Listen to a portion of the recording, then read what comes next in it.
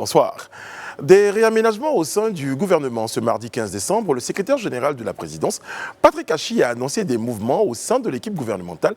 Les détails en tout début d'émission. Dans le milieu scolaire, le phénomène des congés avant l'heure est toujours d'actualité. Hier encore, les cours ont été perturbés dans plusieurs villes. Le point global de la situation tout à l'heure.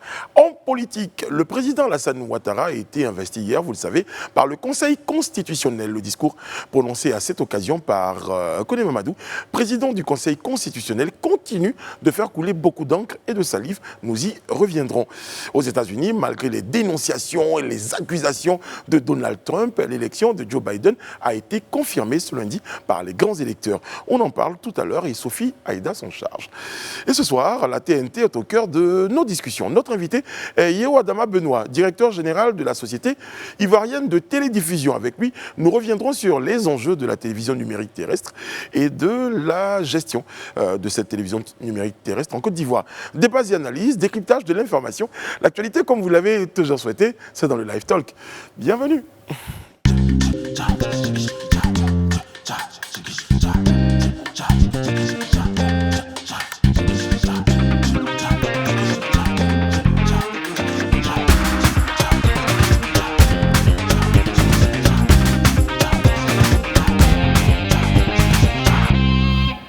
Bonsoir, oyez, oyez. Oyez, oyez. Je suis content parce que je crois que c'est... Oui, je suis très content parce qu'il y a tous les éléments de l'équipe qui sont réunis. Et c'est mardi, ça m'avait manqué. Serge Kouachi nous a retrouvés depuis jeudi dernier. Je ne vous avais pas vu. Là, je vous vois ce mardi en plus. Bonsoir. Bonsoir, Brice. Comment allez-vous ? Ça va. J'ai aperçu un de vos regards très lointains ce matin au bureau en direction de la BCAO. Vous êtes resté longtemps. Est-ce que vous vous souvenez de ce moment-là? Vous êtes resté très longtemps avec la barbe entre les mains, regardant et scrutant la BCAO. Ça a duré 3-4 minutes. Je me demandais ce qui se passait dans votre tête. Mais je pensais qu'on avait une sorte d'accord tacite de non-agression. Non, c'est pas une agression. Mais visiblement, d'accord, ok. Non, c'était bien. Non. Vous savez, il y a des choses que je peux venir dire à la télé Oui, aussi. Il y a des choses que je vois le matin dans une matinale un peu déjantée. C'est vrai, il y a beaucoup de choses à dire. Donc je dirai plus des choses sur vous. Ça s'appelle l'équilibre de la terreur. On dit dans la vie, il faut savoir t'envoyer quand on t'envoie. Quand on t'envoie. Ryan Assi. Bonsoir. Bonsoir, notre petite fourmi est toujours aussi belle. Merci beaucoup. Et d'ailleurs, on va Cette vous fois-ci, trouver... c'est une luciole. C'est une luciole? Ah oui, elle est en jaune. Elle scintille. Yeah. Edith Boubleu. Bonsoir. Oui. J'aime bien quand tu fais Edith Boubleu. Vous aimez? Vous aimez ça? J'arrive pas. Ça me rappelle l'école en fait. Ouais. Edith Boubleu. Oui. Voilà. Déjà, Déjà bleu Non, depuis l'école non, déjà. Voilà. Non. C'est le Edith temps, Boubleu c'est qui le était en temps. bleu parce que le carreau c'était en bleu. Voilà. C'est le temps employé. Sur le temps. Comment allez-vous? Très bien. Très très bien. Ministrable, hein? Ah bon? Oui, j'ai lu quelque part un écrit, je pense Fernand Dédé, qui expliquait concernant donc les personnalités qu'on aurait pu avoir un poste de ministre. Et dans la liste des personnes proposées, j'ai vu Edith Brou. Voilà. Je me suis dit, Vous voulez me créer des problèmes. Mais des problèmes pourquoi travailler pour les Ivoiriens, c'est un problème pour Non, je vous? n'ai pas de problème, hein, Voilà. mais c'est assez Peut-être qu'il y a des gens qui auraient sensible. problème. Sensible pourquoi? Mais justement, il faut sortir de ça. Ouh là là. Un poste ministériel, c'est un honneur. Pour peu que je vous te le croyez en la République. Je te le donne. Ministre d'éthique, non, je pense pas. Ah. Peut-être pas. Serge pour Kouachi, servir non. le pays. Notre Shine est de retour tel que nous l'aimons. Yes. Cheveux courts. Yes. Ben oui. C'était pour toi. Hein. C'était pour moi. Je suis revenue aux cheveux courts, rien que pour toi. C'est gentil, ça. Parce que Sophie. puisqu'il essaie de m'arracher mes perruques en live à la télé, j'ai pas envie de faire la honte. Oui, Hein, c'est ça. Mais voilà. non, mais elle est bien cette coiffure-là. Thank Reclamée you. par de nombreux téléspectateurs dont Ouais. je suis le porte-parole. Je dis tout haut, en zouglouman de mon état, tout haut, ce que certains ont pensé tout bas. Sophie Aïda, on vous aime beaucoup avec votre coiffure, telle qu'on la voit ce soir. I'm back. Shine Mais, is back. je me souviens Très bien. Je me souviens de l'instant BCAO. Ah, c'est revenu, Oui, hein. oui, effectivement. Bon, on a une petite info tous les soirs, en tout cas régulièrement. Notre petite info, elle est conduite par notre petite souris. Rien ainsi. Fourmi. J'ai dit souris? Non, c'est parce que mon bébé, non, c'est parce que ma fille, je l'appelle la petite souris. Je suis désolé. Alors pour la petite C'est quoi info la de petite ce info du soir, soir, oui. on va parler, alors ce week-end, il s'est passé ce que j'appellerais un drame. Donc c'est un incendie qui a eu lieu à Angrais 9e tranche, non loin de l'immeuble CGK, où on va dire il y a eu une explosion d'une bouteille de gaz butane, donc qui a créé un grand incendie d'une grande ampleur, qui a ravagé pas mal de baraques. Donc une belle lignée comme ça de baraques dans lesquelles vivaient des familles et tout ça. Et jusqu'à ce que les sapeurs-pompiers arrivent, on a pu déplorer un bilan assez triste. Hein. Donc c'est des blessés, des familles qui ont été délogées, qui n'ont plus de maison et tout La ça. bouteille de gaz n'était pas loin de cette maison en fortune. Justement, alors ce qui, C'est maison de fortune. mais ce qui fait que j'utilise ça comme petite info de ce soir, Oui. c'est justement la cause de cet incendie. Donc ce serait un passant qui en passant, aurait laissé tomber son mégot de cigarette juste à côté de cette bouteille de gaz et ça aurait créé justement tout cet incendie avec tous ces énormes dégâts. Donc l'occasion est pour moi justement de sensibiliser à la citoyenneté, au comportement citoyen dans tout ce qu'on fait, parce que les actes, même les plus anodins, peuvent parfois mener à des résultats Absolument. catastrophiques, Vous avez tout à fait des raison. pertes en vie humaine, etc. Exactement. On n'y pense jamais, mais les mégots de cigarettes, même quand on les jette comme ça et qu'on pense qu'on les a éteints, il suffit qu'ils soient à côté de La quelque chose de moindre flammable. petite étincelle, C'est- justement, c'est peut pas- Donc, causer, recommandation, vérifiez vos bouteilles de gaz, vérifiez qu'elles sont bien fermées. Aussi, Et il y a un oui. petit détail souvent qu'on ignore, c'est lorsqu'on finit, pour ceux qui utilisent des bûchettes d'allumettes, lorsqu'on finissait d'allumer il y en a un qui a le réflexe de le jeter dans la Ouais, poubelle. non, Ouais, non, on ne sait jamais. non, faut les souffler. Voilà. Et il faut- Voilà, changer non, le câble vraiment, régulièrement et tout ça. ouais. Merci beaucoup, Rihanna. Les pompiers, c'est le 180. je Sur le pense. 180 aussi. Après, il y a des info techniques. J'ai vu ça hier, comme par enchantement, j'ai vu ça hier sur les réseaux sociaux. Comment éteindre une bouteille de gaz et lorsqu'elle est enflammée. Donc, c'est mouiller une serviette, se mettre de l'autre côté donc, de la flamme et puis envelopper. Il y a même une position, envelopper la bouteille de gaz avec la serviette. Donc, ça éteint la flamme. Je crois que Police Secours avait fait des formations en ce Exactement. sens pour apprendre au Voilà, public comment ça fait fermer 3 des petites bouteilles de infos gaz. pour commencer, c'est parfait. À vous le studio. Bon, on démarre avec l'actualité du jour. Les points saillants de l'information, c'est pour maintenant et c'est dans le Live Actu.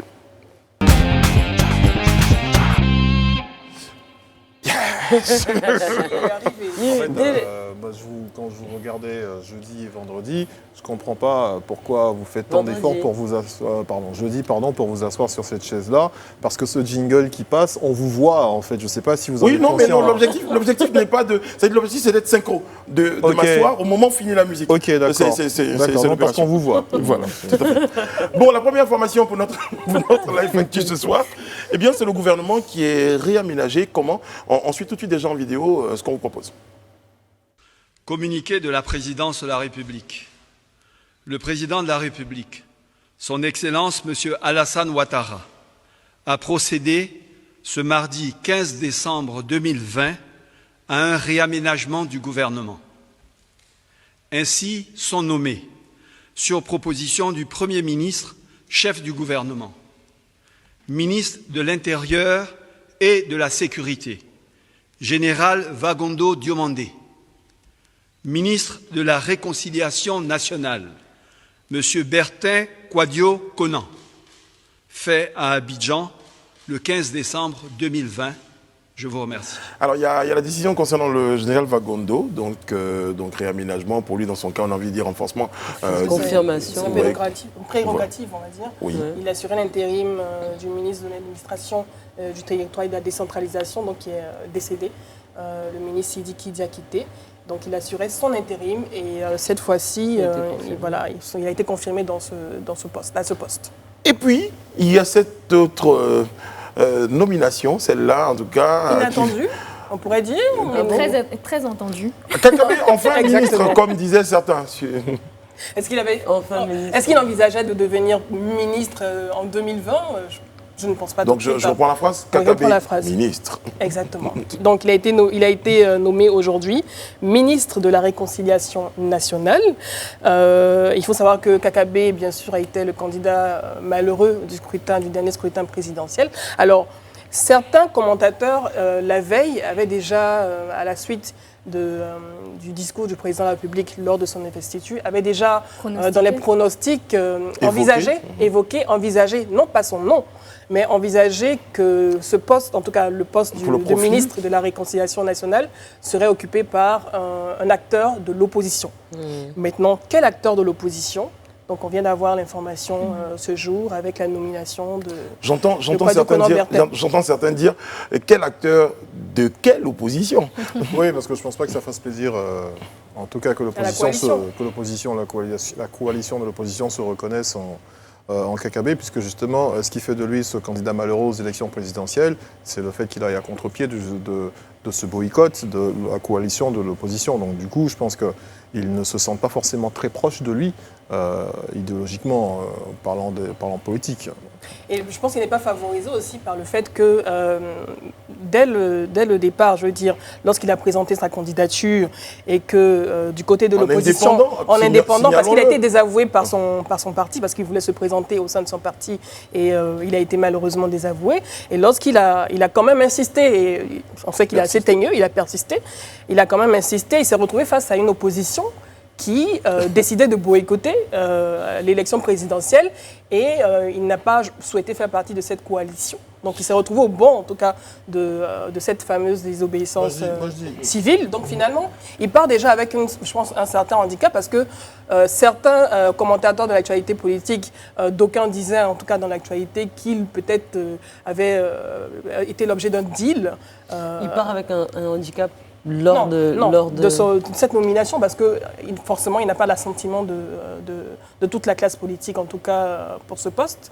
Mais ce que je dis, en fait, c'est que des supputations de deal, est-ce que ce n'est pas la continuité peut-être de ce deal? Certains commentateurs, en tout cas, l'avaient exprimé. Mais quand même s'il ne réunit pas, ou il n'est pas forcément rassembleur pour toute la classe politique, il fallait que ce poste soit occupé. Alors, quand on sort des grands termes, opposition, indépendant et tout ça, intéressons-nous à la personne de Kakabe.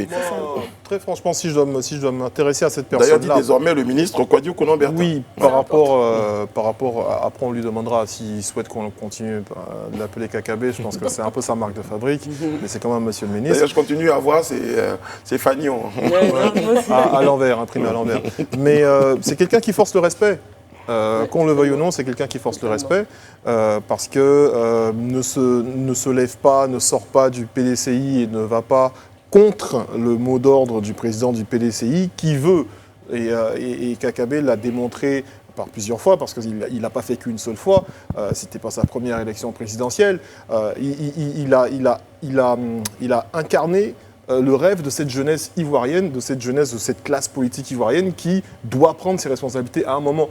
Donc je pense qu'il force le respect et aujourd'hui, même si vous n'êtes pas forcément d'accord avec les idéaux de l'homme, mais vous devez quand même reconnaître qu'il force le respect. Il y a une pugnacité dans le comportement du monsieur. Il avait essuyé toute forme de raillerie la première fois quand il se présentait aux élections avec un programme sur l'Atiéké. On s'était dit c'est peut-être à la fin de cette élection, on avait même prédit sa mort politique. Il rebondit, il renaît, il se repositionne et il a parlé. Et alors, dans son programme, il a beaucoup parlé de réconciliation. Exactement. En fait, je pense que c'est aussi peut-être de là que vient cette nomination, c'est que non seulement il a parlé, mais il a agi dans le sens de la réconciliation. Donc, pour moi, je ne suis pas étonnée et je ne pense pas non plus que ce soit un deal, personnellement. Il fallait trouver quelqu'un dans l'opposition qui est disposé et qui peut mener ce, entre guillemets, combat. Il a montré qu'il est disposé pour ça. Vous disiez tout à l'heure quelque chose d'important. Il n'a pas fait que parler, il a aussi mêlé des actions qui démontrent qui pouvaient démontrer qu'il était un homme proche de la réconciliation. On se souvient bien qu'il s'était rendu à La Haye. Un tout premier. Oui, et je pense qu'il a de très bons rapports avec Charles Blé Goudet. Il nous en avait parlé même sur ce plateau ici. Donc oui, quelqu'un qui pourrait incarner cette réconciliation, pourquoi pas. Moi je dis, au stade où nous sommes, je pense que n'importe qui, ou tout le monde, tous les Ivoiriens, n'importe quel Ivoirien pourrait aujourd'hui incarner cette réconciliation-là. Parce que elle ne doit pas être politique, cette réconciliation-là. Elle n'a pas de visage, cette réconciliation. Ça part d'un besoin collectif. C'est le besoin d'une nation de se reconstruire. Donc si on désigne quelqu'un pour porter, c'est quand même une charge aussi, parce que c'est une grosse responsabilité. Je pense que c'est tout un peuple d'un commun accord qui doit l'accompagner vers cette réconciliation-là. Donc que ce soit Afin Guessant, que ce soit Henri Konan Bédié, que ce soit Kouadio Konan Bertin, c'est la réconciliation nationale qui doit être au devant de tout ce que nous avons comme considération par rapport aux personnes. Sur ce point, le choix justement du ministre Kakabé pour ce poste-là n'est peut-être pas si mal, parce que quand on regarde justement ce qu'il a pu véhiculer comme caractère, mais ce qui, moi, me laisse un peu perplexe, c'est justement, j'en parlais hier, c'est le ministère en lui-même. Quelles actions est-ce qu'il pourra mener? Quelle liberté est-ce qu'il aura pour mener ses actions? Est-ce que justement, ça sera encore un peu comme le cas du ministère de la Solidarité, le cas de la médiation? On ne sait pas, ça reste encore flou au niveau des actions. Est-ce que ça va se confondre justement et justement, quel poids il aura lorsqu'il aura des actions à mener? Est-ce qu'il sera vraiment on va dire, est-ce qu'il pourra vraiment être objectif? Ou est-ce que justement... Est-ce qu'il aura déjà les mains libres pour pouvoir effectuer la tâche, la lourde tâche qu'il attend à ce poste ministériel? Parce que ce département chargé de la réconciliation... Alors, ce qu'il faut savoir, c'est qu'on dit que justement, il nous a montré des traits de caractère qui reflètent de la démocratie, mais il faut dire qu'il était indépendant quand il le faisait, et aujourd'hui, il est lié au gouvernement. Donc, est-ce qu'il aura toujours ces mains libres-là mais l'appartenance au gouvernement, ça ne joue pas vraiment sur s'il est indépendant. Appartenir au gouvernement en tant qu'indépendant, c'est possible. C'est possible. À cette réconciliation, mais ce que je voulais souligner, c'est surtout en face de lui, les acteurs de cette opposition, parce que avant cette investiture, il y avait les préalables que Henri Konan Bédié avait donné avant de pouvoir passer à une sorte de dialogue national comme il entend, donc avec des prérogatives. Donc la première tâche, en tout cas la plus ardue, c'est de pouvoir également être ce trait d'union entre la classe politique d'abord, réconcilier la classe politique d'abord. Il aura à charge également de faire revenir, on va dire, de faciliter le retour des exilés pour avoir ce dialogue national également. Il a une tâche ardue parce qu'il faut savoir que ce département, la réconciliation nationale, ce n'est pas nouveau. On l'a eu sous le régime Gbagbo. Il y avait également l'ancien ministre de la réconciliation nationale, Dano Djedje. Également pour la CDVR gérée par Charles Konan Banny. Mais on a vu le résultat qu'on a constaté. En tout cas, les Ivoiriens attendent beaucoup de ce ministère-là. Je crois que c'est ce qui suscite autant de débats. Il y a beaucoup d'espoir placé en ce ministère-là. La tâche ne sera pas facile. Je pense qu'il pourra relever ce challenge. Moi aussi, je pense. Et puis la nomination vient de tomber. Et puis voilà. On se donne un peu de temps, on lui donne un peu de temps pour observer. Des actes forts pour pouvoir... Je pense que l'interrogation de notre petite fourmi était à propos, justifiée. Je pense que le vrai problème, c'est qu'il arrive quand même à se dissocier on va dire, j'ai envie de dire, qu'il n'ait pas trop de lien étroit avec le parti au pouvoir, mais qu'il incarne véritablement la lourde charge de ce ministère pour les Ivoiriens. Qu'on dissocie son image, sa personne d'un parti politique. Il est arrivé à ce poste-là en indépendant, qu'il reste indépendant et ivoirien pour cette réconciliation pour les Ivoiriens. S'il arrive à faire ça, oui, il y aura une belle chance. Qu'il arrive à rassurer et avoir la confiance. Je pense que les mots qu'on pourrait rajouter ou associer à Kakabé, c'est désormais trait d'union. Oui, je pense que c'est le vrai trait d'union. Le vrai trait d'union entre tous les éléments de la classe politique, mais également du point de vue de sa position par rapport aux générations. Il est jeune. Kakabé, voilà, il est donc entre la jeunesse, parce qu'il parle beaucoup à la jeunesse, et puis à l'autre génération, la précédente. Voilà. Qui est censé passer le flambeau. Voilà, qui est censé passer le flambeau. Donc, trait d'union, on va dire quoi, Kakabé, trait d'union. Bon, prochain sujet, si vous le voulez bien, c'est malheureusement, on en a parlé depuis quelques jours, on en parle encore, parce que le phénomène est récurrent. Ce sont les congés dits anticipés, parce que je ne veux même pas que ce soit un terme qu'on accepte, les congés anticipés. Franchement, dans l'éducation nationale, en sensibilisation et poursuite du phénomène. Les cours ont été perturbés à Divo, à l'Épée, à Bangourou, San Pedro, réunion de crise à Goïtafla après l'incendie de plusieurs résidences. À un moment donné, on a envie de dire, il faut arrêter. Moi, je continue de dire que messieurs de la FESI, notamment monsieur le général Makelele, si jusque-là, ce phénomène perdure et qu'on ne vous entend toujours pas, c'est que vous êtes de mèche. On l'a entendu. Attention, c'est mais que ça continue. Il a voulu faire des actions de sensibilisation parce qu'il y a. Je lisais un article selon ce qu'il dit. Il a voulu faire des actions de sensibilisation au sein d'établissements à l'intérieur du pays. Mais il dit, en tout cas, il a dit dans un article qu'il a été empêché la tutelle de pouvoir faire ces actions de sensibilisation dans ces écoles à l'intérieur du pays. Ce qu'il est bon de rappeler, En c'est que tout cas, la selon ses FESI, propos. pour l'instant, n'intervient pas dans les collèges. Oui, parce que c'est uniquement les universités. Les universités. Donc, du coup... Et là, c'est particulièrement les secondaires qui sont concernés parce que c'est plusieurs secondaires qui ont été fermés à l'intérieur du pays. Et alors, ce qui, moi, attire mon attention sur ce point-là, c'est que ça intervient, donc toutes ces manifestations ont eu lieu le 14, donc lundi, mais ça intervient juste après une série de sensibilisations qui ont eu lieu notamment à Bobo Baoulé, à Goïtafla, par des policiers qui sont allés vers les élèves pour leur parler, leur expliquer justement les enjeux des congés anticipés et tout ça. Et on se rend compte que deux jours après, on a toute cette série de manifestations qui prend encore plus d'envergure et d'ampleur que ça n'avait été par le passé. Donc on se dit quelque part, qu'est-ce qui est fait? Et le but justement de ces sensibilisations, c'était de mettre des forces de l'ordre, de renforcer justement la présence des forces de l'ordre dans certains lycées et collèges. Mais on se rend compte que justement, on est encore face à quelque chose de plus lourd. Donc, est-ce que... Si je peux terminer mon propos, je m'adressais donc au général Makelele, parce que je veux dire, les actions de sensibilisation aujourd'hui, il y en a beaucoup qui sont menées. Mais lorsque vous me dites que la FESI n'intervient pas au secondaire, mais lorsqu'on a... Il faut déloger les élèves des Quand classes. il faut les déloger, c'était ça mon propos. Quand il faut les déloger, on les déloge facilement, et cela même au primaire. Donc lorsque ces élèves-là, eux, décident d'aller à l'encontre de toute autorité, que ce soit celle de la tutelle comme celle de ce syndicat, je me dis à un moment, il faut que cette personne-là qui dit parler en leur nom quand il s'agit de les déloger, doit pouvoir avoir un poids vis-à-vis de ces enfants-là, pour leur dire attention, il y a des règles et vous devez les respecter, ne serait-ce que pour votre bien. J'ai envie de le voir. Qu'on me dise après qu'il a été empêché de mener des actions de sensibilisation par, c'est lui qui le dit. par la tutelle. C'est lui qui le dit. C'est lui qui le dit, d'accord, mais qu'il fasse, je ne sais pas, mais... Non, je rejoins ton point totalement. Qui peut parler à ces enfants-là si ce n'est pas lui? Parce que quand lui il dit sortez, ils sortent. Oui, alors on va terminer là-dessus, sur ce point-là. Qui peut parler? On va prendre votre question. On va regarder qui peut parler à ses enfants. D'abord leurs parents. D'abord leurs parents. Et les chefs d'établissement. Les chefs d'établissement ensuite. Parce qu'on a l'impression qu'il y a comme une sorte de fossé entre les chefs d'établissement et leurs élèves, comme s'ils avaient peur de s'exprimer. Non, mais je pense qu'il y a les même, réprimander. peut-être même qu'ils s'expriment, qu'ils parlent déjà avec leurs élèves à travers les professeurs, eux-mêmes se déplacent dans les classes.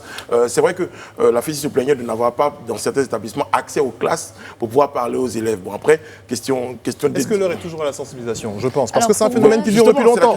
Alors pour moi, ce sont des revendications non fondées qui sont en train de prendre une ampleur qui n'a plus de sens. Je ne sais pas si vous êtes d'accord avec moi. Non, c'est de la désobéissance. Il faut vraiment sanctionner.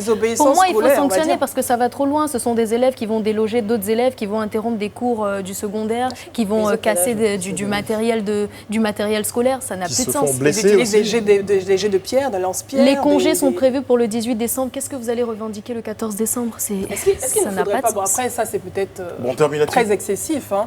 Est-ce qu'on le fait pour ce qu'on appelle communément les brouteurs, en affichant leurs photos, même si ça ne dissuade pas forcément, mais pour les récalcitrants, est-ce qu'on ne devrait pas les exposer? C'est la semaine des devoirs. Non, c'est les chefs d'établissement. C'est la semaine des devoirs, parce que pour cette rentrée-là, on a commencé par des révisions. Ouais. Et là, ils sont dans la semaine des devoirs. Et visiblement, ils n'avaient pas envie de faire ces devoirs. C'est tout. Voilà.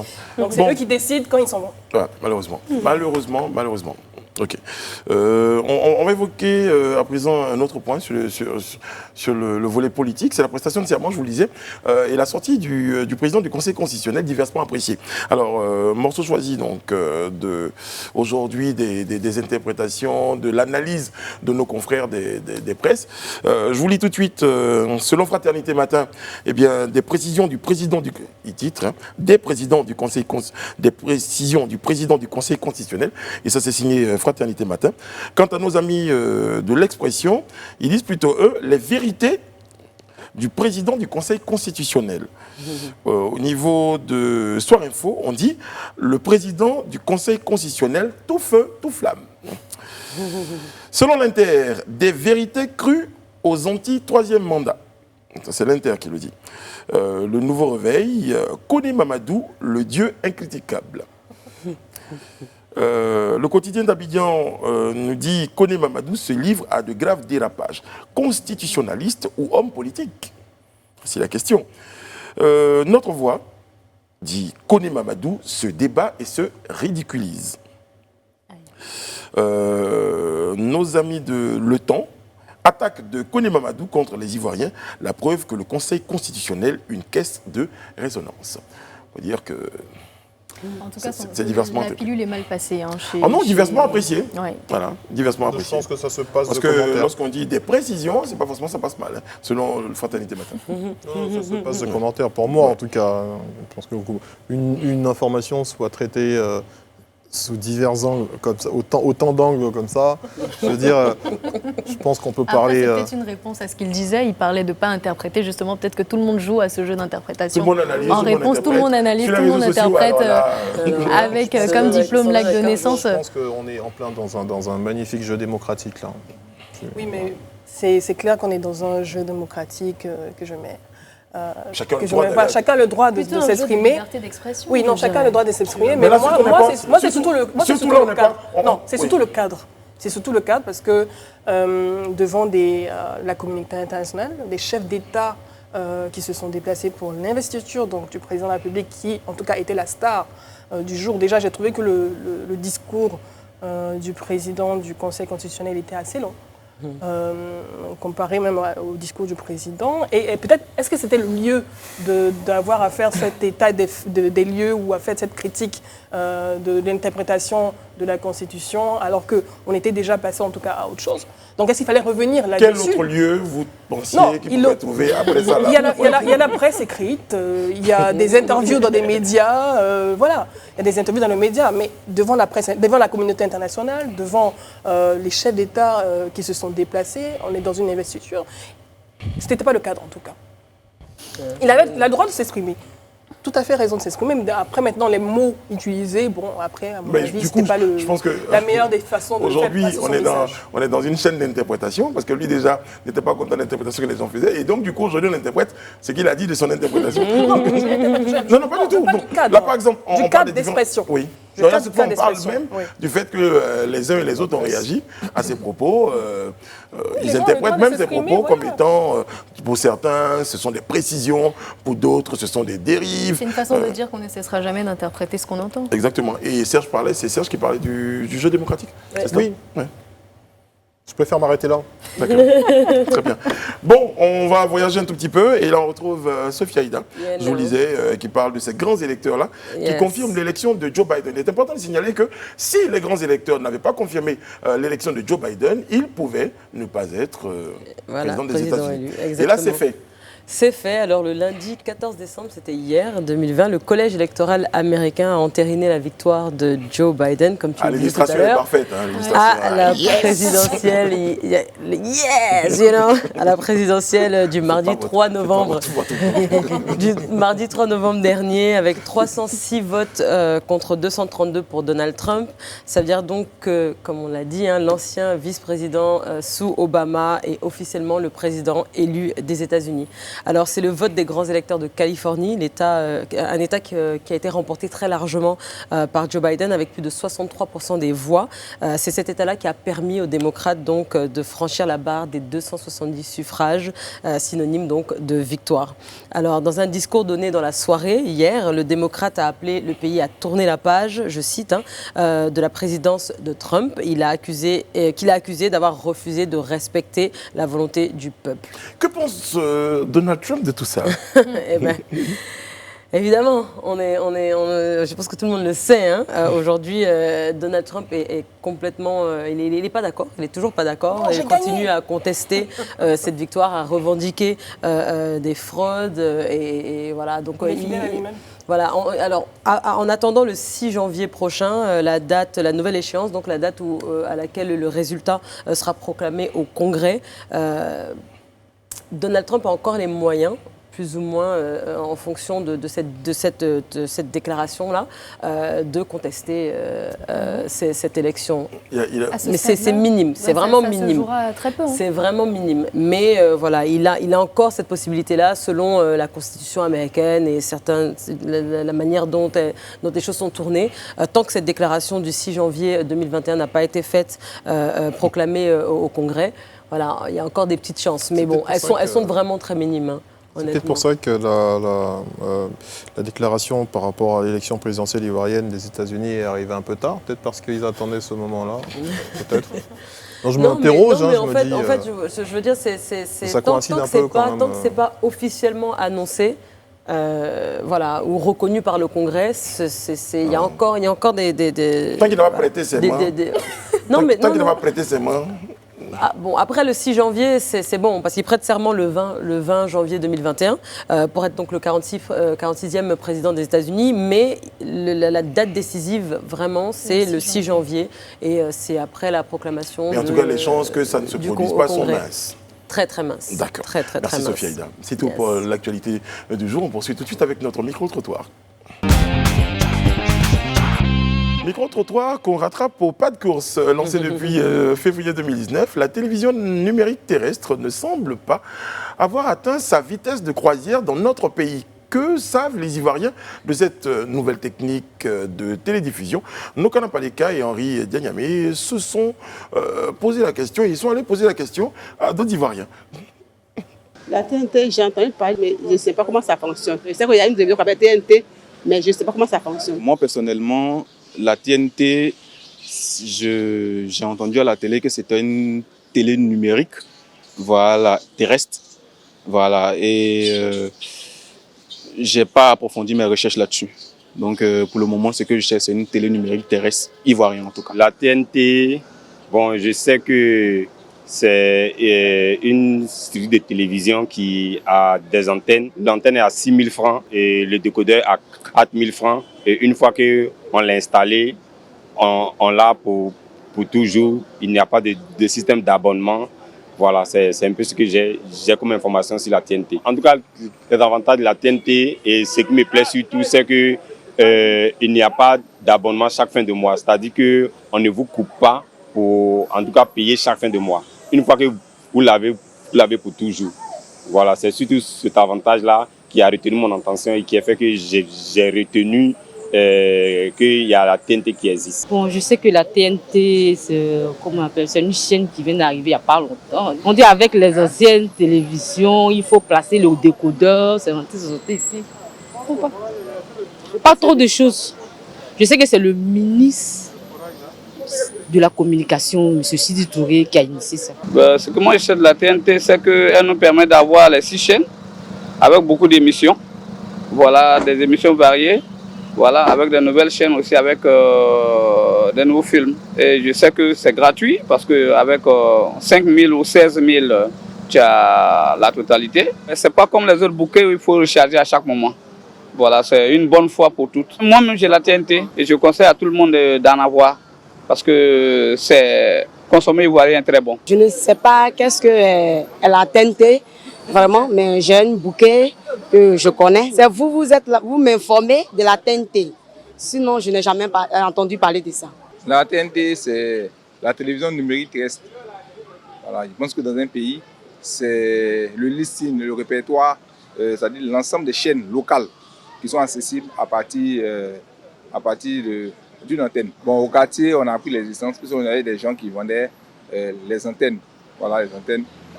À partir de ces antennes, une fois qu'on les installe, on peut avoir les chaînes locales ivoiriennes. Pour moi, si l'État pouvait subventionner le coût d'acquisition de la TNT, ça allait vraiment avoir un véritable impact au niveau des ménages, surtout ceux qui n'ont pas les moyens.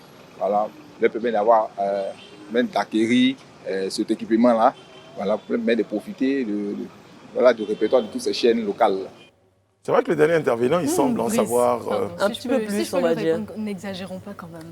Une fois qu'on a payé, on a ça pour la vie. On a ça pour la vie. Non, ce n'est pas un abonnement. Non, excusez-moi, mais vous savez, 16 000 francs, ce n'est pas donné à tout le monde. C'est pas donné, je suis d'accord. Non, en Côte d'Ivoire, on a des familles qui vivent avec moins de 500 francs, voire 500 francs par jour. Mais l'État ne peut pas tout subventionner. Mais cette personne-là a parlé de ses besoins. Donc après, si vous Oui, considérez mais que l'État non, ne peut mais pas c'est subventionner... Bon, après, c'est une question de fond. On va en parler avec notre invité du montant, du coût. Sophia Aïda, vous terminez une phrase. Non. Très bien, voilà, elle est fâchée. Non. Voilà. Vous ne l'avez pas laissé terminer sa phrase et elle veut plus. Pas du tout. Voilà. Mais alors, je veux dire, c'est pas la question du micro-trottoir, c'était comment les Ivoiriens, que savent les Ivoiriens simplement de cette question de micro-trottoir, de TNT. C'est vrai que je parlais tout à l'heure de cet intervenant, le dernier, qui semblait vraiment savoir des choses sur la TNT.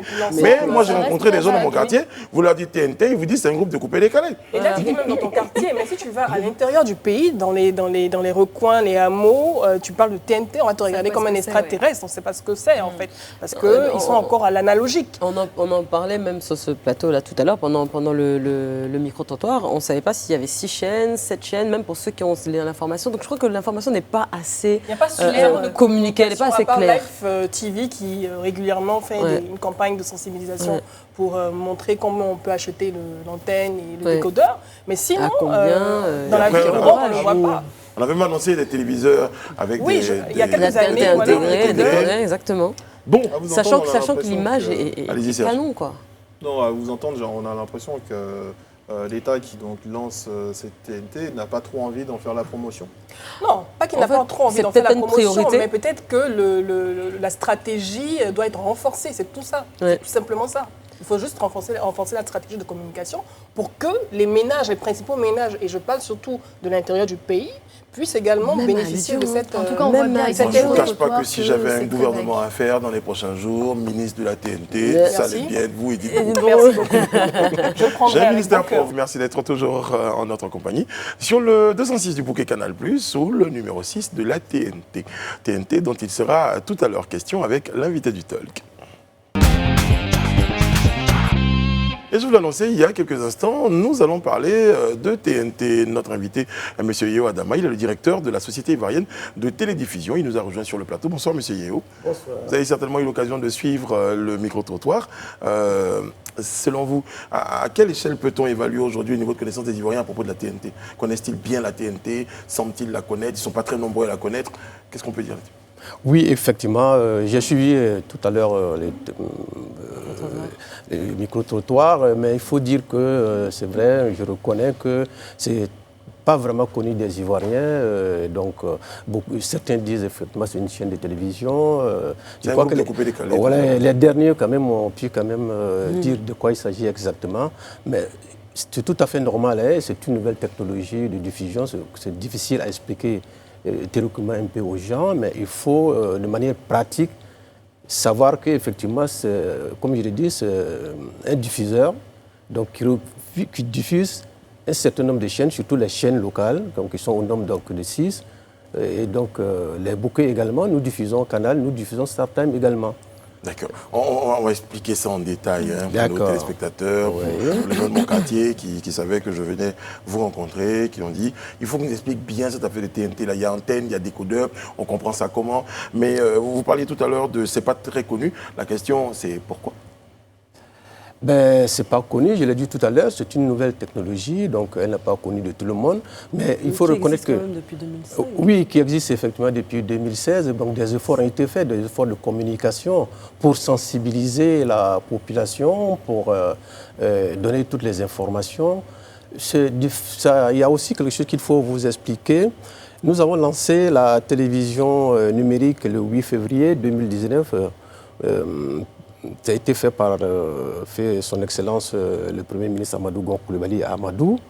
Et en ce moment, les chaînes privées n'étaient pas prêtes justement à intégrer la TNT. Et donc, vous-même, vous savez bien que vous avez intégré la TNT après 1 an de fonctionnement, etc.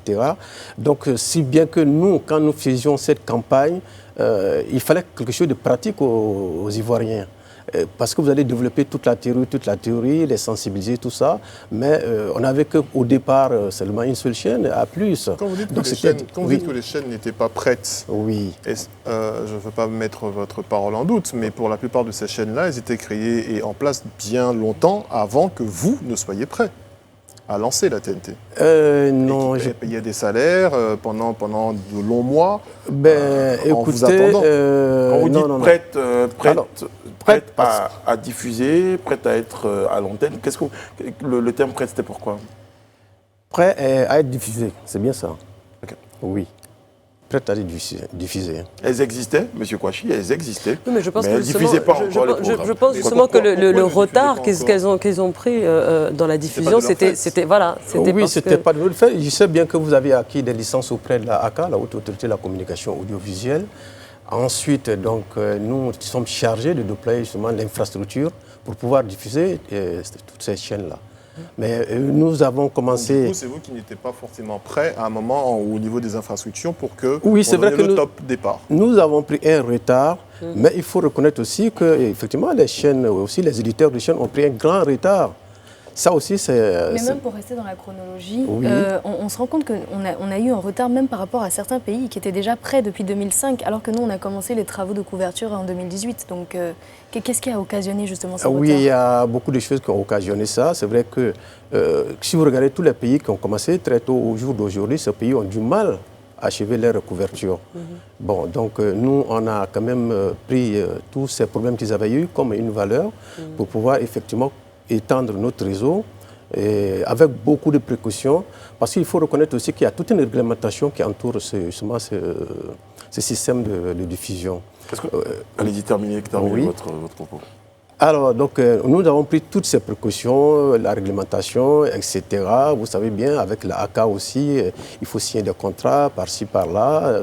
Donc, ça a pris du temps. Ensuite, il y avait un comité national de migration qui était mis en place pour préparer tout l'arsenal autour pour pouvoir déployer la TNT. Ensuite, l'État a créé la Société ivoirienne de télédiffusion qui a pris place à la place de justement ce comité national de migration. Donc ça a pris du temps. Ce comité avait lancé un appel d'offres. Et quand je suis arrivé, l'appel d'offres, j'étais obligé de reprendre l'appel d'offres parce qu'effectivement, il y avait une ligne budgétaire insuffisante pour pouvoir faire ce marché-là. Donc tout ça explique que ça a pris du temps. Vous disiez tout à l'heure, monsieur le directeur, on s'est appuyé des erreurs et de l'expérience des personnes autour de nous pour pouvoir éviter ces problèmes qu'on a connus. Oui. Alors qu'on les a connus. Oui, bien sûr, mais il y en a beaucoup quand même, il faut dire. Il n'y a pas que le seul problème. D'accord. Aujourd'hui, est-ce qu'on peut dire qu'on est mieux nantis par rapport oui, écoute, la Côte d'Ivoire, je pense, bientôt sera un grand exemple, en tout cas dans l'Afrique, pour dire voilà comment est-ce que la TNT a été déployée avec toute la qualité qu'on reconnaît. Je suis d'accord. Par contre, pour cette réponse-là, parce que si on prend l'exemple, par exemple, d'un pays d'Afrique centrale que je ne citerai pas ici, voilà, on a encore des difficultés à lancer justement cette TNT. Je ne sais pas pourquoi vous êtes assise là ce soir, d'ailleurs. La question que je voulais poser à M. le directeur général, c'est pourquoi passer de l'analogique au numérique? Pourquoi? Et depuis que la TNT est lancée, est-ce que, Monsieur le directeur général, vous pouvez nous dire qu'elle est lancée de façon, j'ai envie de dire, efficiente? Est-ce qu'on est véritablement passé de l'analogique au numérique sur l'étendue du territoire? Oui. Pour nos téléspectateurs, déjà analogique, numérique, pourquoi on bascule et quand on bascule? Bon, il faut reconnaître, comme je l'ai dit, la TNT, c'est une nouvelle technologie. L'analogie, on peut dire que c'est l'ancienne technologie. Donc, on ne peut pas garder une ancienne technologie pour évoluer. C'est tout à fait normal. C'est quoi les avantages de cette nouvelle technologie, là, monsieur le directeur? L'avantage de la nouvelle technologie, c'est que l'analogie a montré des limites. Oui, ces limites, c'est quoi? Tout simplement, au jour d'aujourd'hui, avec la TNT et le numérique, vous avez la possibilité de diffuser plusieurs chaînes sur une seule fréquence, chose qui n'était pas vraie avec l'analogie. Donc ça, c'est vraiment un gros avantage du point de vue... et pour les téléspectateurs qui sont à la maison. Est-ce que la qualité de l'image change aussi? Ah oui, la qualité de l'image change. Vous avez la qualité qui est plus 5 fois celle de l'analogie. Okay. Ah oui. Je pose une question toute bête. Oui. Mais vraiment pour... Est-ce que notre... D'accord, allez-y, terminez, monsieur le Non, directeur. mais allez-y sur la question. Est-ce que toutes les télévisions au plan local sont passées au numérique? Toutes les télévisions locales, non. Il faut que je vous explique quand même comment se déploie la TNT. C'est comme un peu dans tous les pays, tous les pays du monde entier, comment se déploie la TNT. La TNT se déploie région par région. Nous avons 35 sites au total. Pour le moment, nous avons déployé la TNT sur Abidjan et région, Bouaké et région, Korogo et région, Boaflé et région, Ma et région, et enfin Kounfao et région. Nous allons atteindre 35 sites au total pour faire justement le déploiement, faire toute la couverture de la Côte d'Ivoire. D'accord. Alors, on se rappelle que cette extinction donc, avait été annoncée pour la fin du mois de juillet en 2019. Vous me direz, je suis désolé, hein, ça tombe toujours sur moi. Vous me direz, moi je vais évoquer un problème. D'accord. Monsieur le directeur général, qu'est-ce qui coince encore? Oui, qu'est-ce qui coince encore? Oui, il y a beaucoup quand même de choses qui rentrent en ligne de compte. Bon, savez-vous, hein, le déploiement, c'est quand même une machine qui est très lourde. Hein. Ouais. Là, quand vous allez sur les sites, vous regardez des pylônes près de 200 mètres, il faut monter sur ces pylônes, travailler pendant des jours, tout ça. Et dans l'espace, en l'air, c'est pas facile, c'est pas donné. Le matériel, nous ne le fabriquons pas ici, il est importé, etc. Vous avez également ce que j'allais dire, les retards qui sont dus quand même aussi au financement, il faut le reconnaître, etc. Donc tout ça a fait qu'effectivement, nous avons pris du retard. D'accord. Oui. Alors, pour une question qui va plaire à ton voisin, Brice, c'est concrètement... Ma voisine. À ta voisine ou celui qui te demandait justement ce que c'était la TNT. Aujourd'hui, concrètement, quand on nous demande ce que c'est que la TNT, pour quelqu'un qui ne connaît pas les termes analogie, numérique et tout ça, qu'est-ce qu'on lui dit concrètement? Qu'est-ce que les gens gagnent à passer à la TNT? Alors, qu'est-ce que les gens gagnent? Déjà, on parlait tout à l'heure de qualité d'image. Oui, on parlait effectivement de qualité d'image, mais je vais être simple, hein, on ne va pas rentrer dans les thèmes techniques. Oui. Vous savez, dans l'analogie, vous avez une fréquence, vous diffusez une chaîne de télévision. Ça, c'est pour les diffuseurs? Ça, c'est pour les... Oui. Oui. D'accord. Dans le numérique, vous avez une fréquence, vous diffusez plusieurs chaînes en même temps. Donc, il y a un choix de programme à faire. C'est ça, justement, la grande différence. Et c'est gratuit? Oui, c'est gratuit, effectivement. Bon, attention, gratuit, il faut bien expliquer pourquoi on parle des thèmes de gratuité. Parce que je vous ai dit tout à l'heure, nous diffusons 6 chaînes ivoiriennes gratuitement, qu'on appelle donc dans le mix 1. Nous avons ensuite 2 autres mix qui sont les mix payants, donc StarTime et Canal, qui sont des mix payants. Donc quand on parle de gratuité, effectivement, au niveau donc, du mix 1, où il y a la gratuité, vous achetez le kit tout simplement, vous vous connectez, vous avez ça définitivement. En plus, donc l'avantage qui est aussi important, quand vous regardez en temps d'intempérie, tout ça, vous n'avez pas de coupure du signal, le signal est très stable, etc. Alors, moi j'ai une question de mon voisin aussi, finalement, oui. Dont je vais me faire le porte-voix. Alors vous avez sur le bouquet TNT, Canal et StarTime, que vous venez de nous expliquer. Mais dans l'autre sens du flux, est-ce qu'il est normal d'avoir que Canal ait dans son bouquet payant la TNT? Oui, pourquoi pas. Attention, je ressens un peu la chose. Nous sommes le diffuseur national. Et donc, tous ceux qui arrivent, c'est-à-dire les chaînes privées, les chaînes étrangères, tout ça, ce sont des licences qui sont accordées par la AK. Nous sommes le diffuseur national. Lorsque un opérateur a une licence, nous sommes tenus de le diffuser. Donc nous, on ne se pose pas la question de savoir est-ce que c'est normal, c'est pas normal. Il y a une petite question d'éthique quand même. Lorsque dans votre communication, vous dites que la TNT, oui. Et vous n'avez qu'à acheter le matériel pour pouvoir l'avoir sans abonnement mensuel. Alors que quelqu'un qui regarde la TNT sur un bouquet avec un abonnement, finalement paye cette TNT-là aussi. Mais ce n'est pas de votre fait. Ce n'est pas justement de notre fait. Mais ça ne devrait pas passer par une certaine régulation. Non, nous ne pouvons pas empêcher. Tout le monde passe par la haute autorité de la communication audiovisuelle, la AK, qui est donc la porte d'entrée de tout le monde. Nous ne faisons que mettre la structure en place et diffuser les chaînes. D'accord. Sophie Aïda a une question qu'elle a gardée tout au long de la... Oui. Oui. Alors moi, j'aimerais revenir, Monsieur le Directeur Général, sur le déploiement. Vous avez parlé tout à l'heure de toutes les activités que vous avez mises en place. Alors on sait que le coût de la mise en œuvre de la TNT avoisine les 26 milliards de francs CFA. Moi, je voudrais savoir quelle est la part de la communication dans ce budget. Parce que, comme vous le disiez tout à l'heure, et comme on a entendu dans le micro-trottoir, les Ivoiriens ne sont pas vraiment au courant, même dans la ville d'Abidjan. Il y en a beaucoup qui n'ont pas entendu parler de la TNT aujourd'hui. Donc, quelle est la part dans ce budget-là qui a été allouée à la communication? Et oui, la part allouée à la communication est aussi importante. Il faut dire que lorsque nous avons lancé donc, la TNT, donc nous sommes passés à l'information, nous sommes passés aux actions de communication, c'est-à-dire la sensibilisation, les affichages, les passages sur les plateaux, radio, télé, et la presse écrite. Ensuite, nous avons organisé des tournées, des caravanes dans les régions où est déjà déployé la TNT, des caravanes qui ont fait environ 2 semaines justement à tourner dans les préfectures, les sous-préfectures, etc.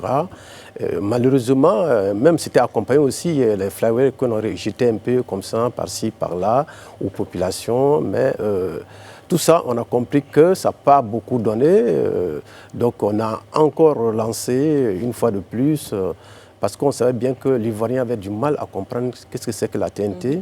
L'Ivoirien a aussi du mal justement à s'adapter en tout cas à ce qui est de nouveau. Voyez-vous, aujourd'hui, on va lancer l'extinction de l'analogie, mais pour le moment, on ne sent pas un engouement encore. Mais là, on va revenir encore avec des actions de communication plus fortes, et donc les mêmes...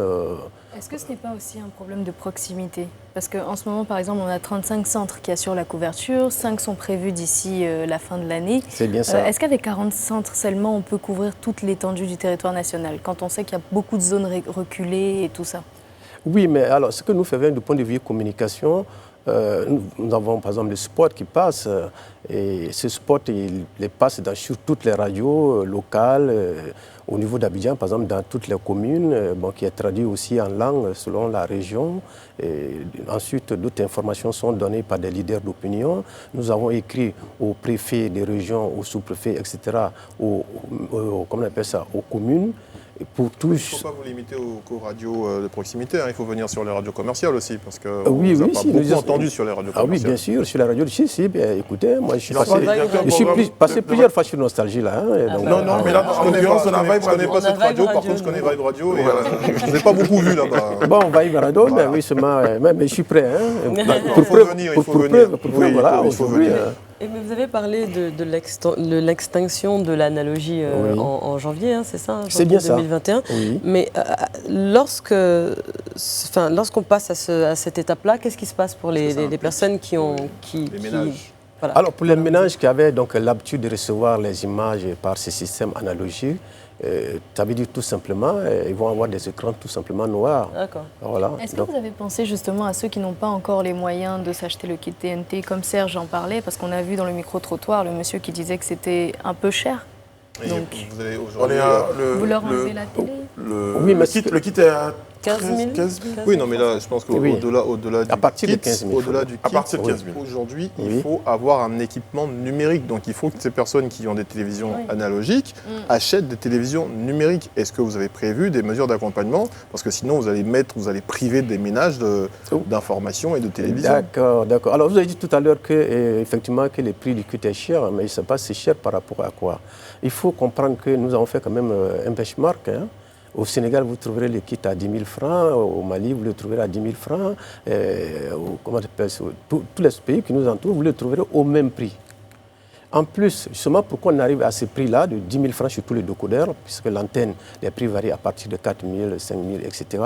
En ce qui concerne, par exemple, le décodeur, c'est-à-dire le kit même d'ailleurs, l'État a exonéré de droits de taxes TVA et de droits de douane, pour que justement tous les importateurs qui font entrer ces matériels-là puissent les vendre à coût acceptable. Pardonnez-moi, monsieur le directeur, mais c'est valable pour les antennes. Alors qu'on dit qu'il faut, si on a l'antenne, il faut la télé qui va avec. C'était ça le point, en fait. Est-ce qu'on va penser aux télévisions pendant qu'on y est? Oui, bien sûr. Au jour d'aujourd'hui, si vous allez dans les magasins, vous allez voir l'insigne qui est marqué dessus, DVB-T2. Effectivement, ça veut dire que tout simplement la TNT est incorporée. Donc, il vous suffit seulement d'acheter une antenne. Oui, non, mais je pense, monsieur le directeur, qu'on ne s'est pas bien compris. Oui, d'accord. Alors moi, j'ai une télévision analogique parce que je gagne à peine 500 francs par jour, je me débrouille comme je peux et ils sont nombreux à nous regarder aujourd'hui parce on peut toujours émettre sur l'analogique pour eux, Dieu merci. On passe de l'analogique au numérique, on migre, je ne reçois plus d'images, il faut que j'aille dans ce magasin dont vous parliez pour acheter et non seulement le kit, mais une télévision. Et même si j'ai déjà le kit, il faut que j'achète une télévision numérique, c'est bien cela? Non, attention. Quand vous achetez une télévision, vous achetez seulement une antenne pour joindre dessus. Quand vous avez un ancien téléviseur, à ce moment-là, vous achetez les décodeurs et l'antenne. Vous ne jetez pas votre téléviseur. Vous l'adaptez. Ok, donc même si le téléviseur il est analogique, oui, c'est le décodeur. Vous l'adaptez. C'est l'antenne. Justement, c'est le décodeur qui fait l'adaptation. Mais est-ce que vous avez pensé peut-être... pensez peut-être lorsque l'écran devient noir à peut-être diffuser un message à ces personnes-là qui sont à la maison pour voilà, qui ne savent pas pourquoi aller vous procurer une antenne TNT ou un décodeur. Peut-être que ça peut être aussi une stratégie de communication. Une idée que je vous donne gratuitement ici sur ce plateau. Merci de l'idée. Oui. Merci de l'idée. Oui. Ce que je voudrais signaler, nous ne sommes pas, comme l'ont dit certaines choses, nous ne sommes pas une chaîne de télévision, donc nous appuyons sur vous. Sur vous, les éditeurs. L'objectif est de permettre que les chaînes comme nous, Live TV, soyons vues par un plus grand nombre de téléspectateurs. Et ça, il faut le signaler. Et je pense que vous avez, je crois, les chiffres. En tout cas, depuis que nous sommes arrivés, nous avons véritablement communiqué sur la TNT. Et je crois que vous l'avez ressenti. Je vous en remercie. Sur nos chiffres. Mais c'est nous. De toute façon, c'est un gagnant-gagnant. Bien sûr, bien sûr. Et je pense que c'est tout à fait normal que vous ayez à nous justement pour faire avancer la TNT, parce que finalement, ce n'est pas le fait de déployer la TNT que recherchent les populations, c'est voir justement les images. Et de bonnes images. Et de bonnes images. Surtout. Et de juger aussi justement ces éditeurs de chaînes. Et c'est peut-être pour ça d'ailleurs que nous avons reçu ce prix en 6 mois déjà de meilleure télévision numérique. Félicitations. Mais alors vous disiez, monsieur le directeur, tout à l'heure, j'ai noté que vous avez dit à partir de 15 000. Donc à partir de 15 000, pour dire qu'on n'avait pas un prix fixe, on n'a pas un prix homologué au niveau de tous les vendeurs. Ah, il y a un prix homologué. Le prix homologué par l'État, c'est 10 000 francs le décodeur, 6 000 francs l'antenne. Donc on est à 16 000 francs. Oui, on est à 16 000 francs. Mais effectivement, comme le marché aussi est ouvert, il faut que je vous le dise. Le marché est ouvert, il n'y a pas de sociétés sélectionnées pour dire vous êtes les seuls à importer, les seuls à vendre. Tout le monde peut importer ce matériel, tout le monde peut vendre ce matériel. C'est comme ça que l'État a décidé. Monsieur le directeur, tout à l'heure, quand vous nous remerciez, nous, en tant que télévision de la TNT, pour l'effort qu'on fait sur la sensibilisation et la communication sur cet outil-là, est-ce que vous ne pourriez pas non plus aider à accompagner ces télévisions qui sont télévision locale, faite par des Ivoiriens pour la plupart, à évoluer aussi parce que c'est quand même assez difficile et très coûteux.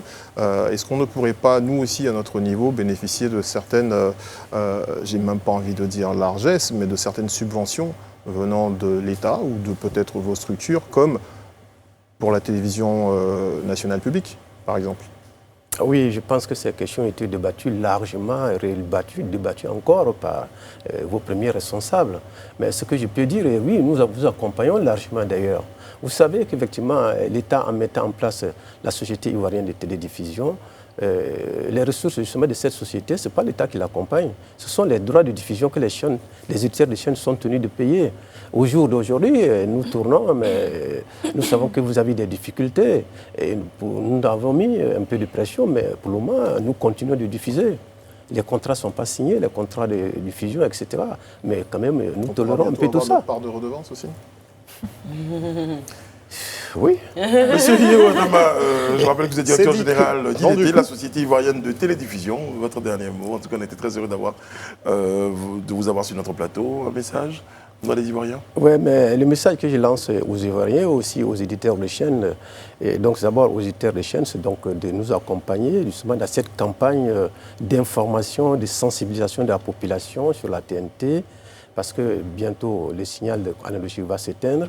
Quant maintenant aux populations, donc je les invite en tout cas à acquérir les kits les kits TNT, parce que tout à l'heure vous évoquez un prix, je pense que donc, nous avons fait du benchmark dans tous les pays, et ce prix, je ne pense pas qu'il soit exorbitant, puisque au jour d'aujourd'hui, vous regardez, même les citoyens lambda peuvent s'acheter un téléphone à 20 000 francs, à 25 000 francs, 30 000 francs facilement.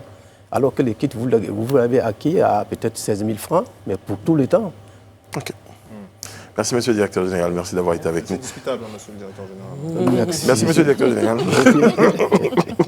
Voilà. Alors, hier, et ça c'est pour terminer l'émission, hier, il y a eu un petit crime de lèse-majesté quand même sur ce plateau-là, parce que notre cher Jimmy, est-ce qu'on peut avoir, s'il te plaît, un présent? Le présent, parce qu'on devait recevoir un présent et...